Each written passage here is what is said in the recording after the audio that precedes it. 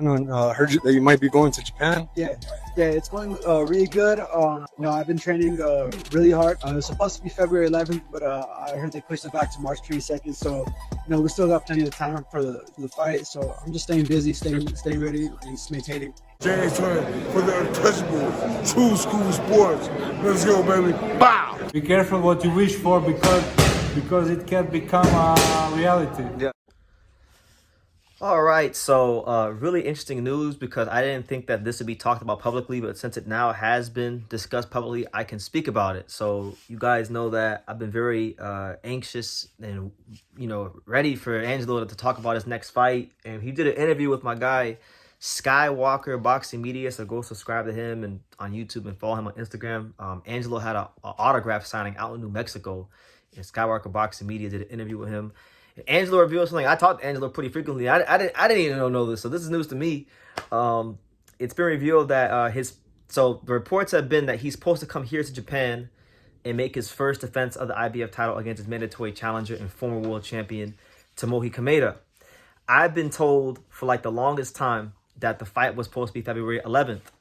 Angelo Leo confirmed the initial February 11th date in the interview, but he then stated, as you guys saw in the beginning of the interview, that the date is no longer February the 11th. The date that's now being targeted for the Kameda fight is March 23rd. So I won't be here in Japan for that one because I'll be gone. I'll be gone by February. So I unfortunately I won't be able to make it to that one. But it's still a really good fight for the division.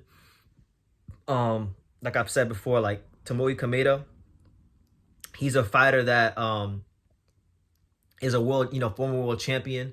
Very experienced. I know from just following Japanese boxing that it's very difficult for foreign fighters to come to Japan and beat these Japanese fighters because Japanese fighters tend to fight a little harder and dig a little deeper when they're on home soil. That's just how it is. So I expect the best Tomoki Kameda.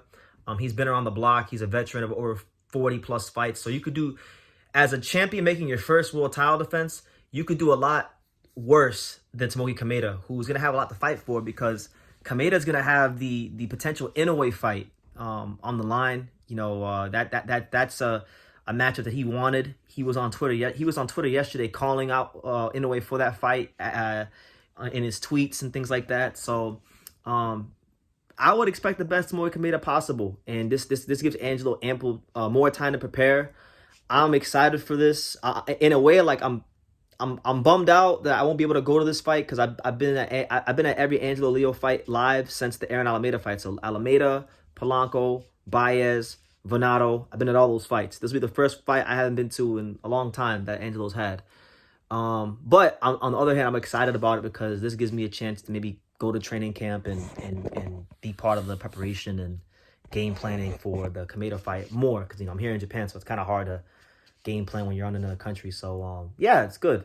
I think this gives Angelo Leo a chance to get more familiar with the Japanese audience and build more fans here in Japan. And I think the Japanese boxing community and fans will love Angelo Leo because I think the way he carries himself and the way he is, it reflects a lot of the Japanese core values of humility and being kind, but also when you're in the ring, not surrendering, always giving your best, always doing your best.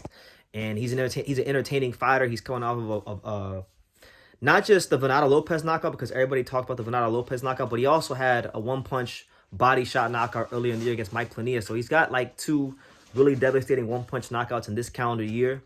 And Kameda, I would definitely say, just on paper, name-wise, for what he's accomplished, it would probably be one of the better fighters he's fought thus far. And he's fought good fighters, but Kameda, he's been around the block, so got to give his respect. But yeah, Angelo reveals himself, so it's not even coming from True School. It's not coming from ESPN. It's coming from the direct source. Angelo Leo himself reveals that the new date for the Kameda fight is not going to be on my birthday anymore. It'll be on March the 23rd. So looking forward to it.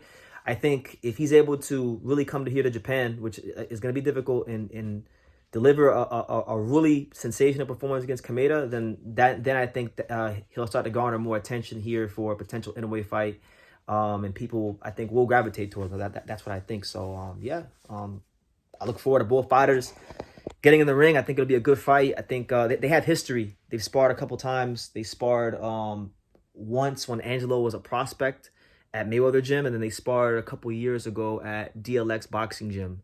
And so there's familiarity there. So I think this could be like a very tactical fight early on, but I think it's gonna come down to like who can make the adjustments, who's the more adaptable fighter, and we'll see what happens. I'm not gonna sit here and talk down on Kameda because I know what he brings to the table, and I know that with the Inoue fight being there and this being in Japan, whatever he has left to give in his career, he's going to give that in his career. And so Angelo has to be his best to defend the title, because that first title defense is always difficult. I tell people this all the time. Like, it doesn't matter who you fight for your first defense. Whoever you fight for your first world title defense, it's always the hardest, because normally you probably fought somebody good to win the title, and the guy you fight for your first defense normally isn't as tough. So there's always that letdown. And if you have a letdown, remember, everybody in boxing wants to be champion, because a champion, winning a world title, is the gateway to more money, a better future for your family, and accomplishing everything you want. So everyone's hopes and dreams are on the line when they fight you for the world title. So you got to always expect the best. So looking really forward to it. And if Angelo wins this fight, my fingers are crossed that maybe the summer of 2025 we can get the Espinosa unification, because I think that's a very makeable fight with them both being top ranked fighters. And we can really get somebody to become solidified at featherweight, because from how it sounds, Inoue's going to be at 122 for a while. So there's no sense in shouting his name too much. I think this is actually the way I would have wanted it for whether it be Angelo or anybody else, for the guy at featherweight to establish themselves. And I do believe in my heart of hearts that guy is going to be Angelo Leo, just because I've been around a lot of fighters. I like to think I know a little bit about boxing, and I know that he's going to be a very hard guy to knock off in this particular weight class. So looking forward to it. But yeah, you guys, let me know what you think. What do you guys think about Angelo versus Kameda now being pushed back to March the 23rd? And what do you guys think about the matchup in general? What kind of chance are you giving Kameda? Are you picking Angelo? Leave all that in the comments down below. Make sure you guys take the time to subscribe. And like I say in every single one of these videos, you can love me or you can hate me, but I'm just a kid from Dang. So until next time, take care, guys. Thank you for watching another video on the untouchable True School Sports Empire. For more great boxing content just like this, make sure you guys click right over here. Keep watching my boy BT put on the best interviews out here.